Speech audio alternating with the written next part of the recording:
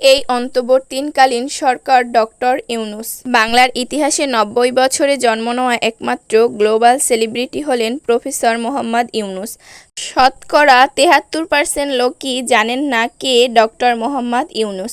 পৃথিবীর সবচেয়ে সম্মানজনক পুরস্কার নোবেল, সেটা নিশ্চয়ই জানেন। সম্মানসূচক হিসাবে নোবেলের পরে কোনো পুরস্কারের অবস্থান কি তা জানেন? সম্মানসূচকে নোবেল, আমেরিকার প্রেসিডেন্সিয়াল অ্যাওয়ার্ড, মার্কিন কংগ্রেশনাল অ্যাওয়ার্ড। পৃথিবীর ইতিহাসের উপরের ৩টা পুরস্কারই জিতেছেন এমন মানুষ আছে বা ছিলেন ১২ জন। বুঝতেই পারছেন পরের লাইনটা কি হবে। হ্যাঁ, সেই ১২ জনের একজনই প্রফেসর ডক্টর মোহাম্মদ ইউনূস। মেসিকে নিশ্চয়ই চিনেন। যদি বলি এই লিওনেল মেসি লাইনে দাঁড়িয়েছিলেন প্রফেসর ডক্টর ইউনূসের জন্য, বিশ্বাস হয় না, না হলেও সত্যি। অলিম্পিক গেমস পৃথিবীর সম্মানজনক প্রতিযোগিতার একটি, আর অলিম্পিকের সবচেয়ে সম্মানিত মেহমান হলেন মশালবাহক। জাপানে অনুষ্ঠিত ২০২০ সালে অলিম্পিকে মশালবাহক ছিলেন প্রফেসর ডক্টর মোহাম্মদ ইউনূস। বর্তমান বিশ্বের লিডিং ইন্টালেকচুয়ালের যে কোনো টপ তালিকায় ১০-এর ভিতরে থাকেন ডক্টর ইউনূস। মুসলিম হিসেবে নোবেল বিজয়ী ইউনূসের বিকল্প খুঁজে পাওয়াটা খুবই কঠিন, কিন্তু তিনি আমাদের বাংলাদেশের। এ দেশে আর এমন ইউনূস জন্মাবে কিনা আজও সন্দেহ। আসুন যোগ্য ব্যক্তিকে যোগ্য সম্মান করতে শিখি।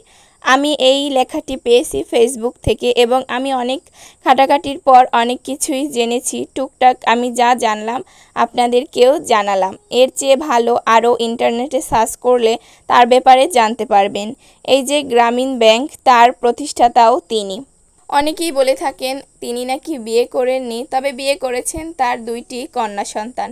আমি অনেক কিছুই জানি না, এখানে আমাকে আবার অনেকে অনেক জ্ঞান দিতে আসবে। ভাই, আমি তো আর সব কিছু জানি না, তো একটা মানুষ, আমি এখন সব কিছু জানতেছি। উনি এই সরকার হবেন বা এটা হবে, এটা মানে জানার পর থেকে আমি একটু ওনাকে নিয়ে রিসার্চ করেছি। আমি সত্যি কথা বলতে সবার মতোই ওনাকে কিন্তু চিনতামও না, কিন্তু আমার মায়ের কাছ থেকে শুনেছি গ্রামীণ ব্যাংকের প্রতিষ্ঠাতা উনি প্রথম ক্ষুদ্র লোন দেওয়া শুরু করেন।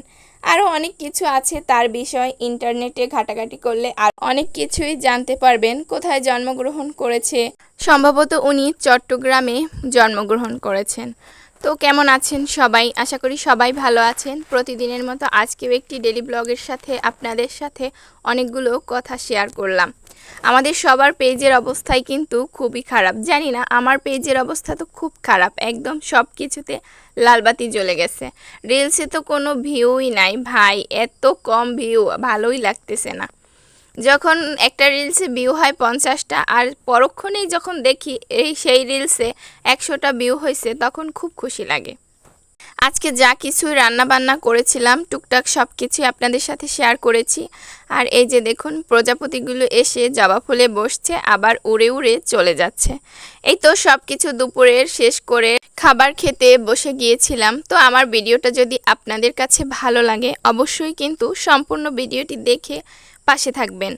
আজকে এই দুপুরের খাবার খেতে খেতে আপনাদের কাছ থেকে বিদায় নিয়ে নিচ্ছি। পরবর্তী ভিডিওতে দেখা হবে। আল্লাহ হাফেজ।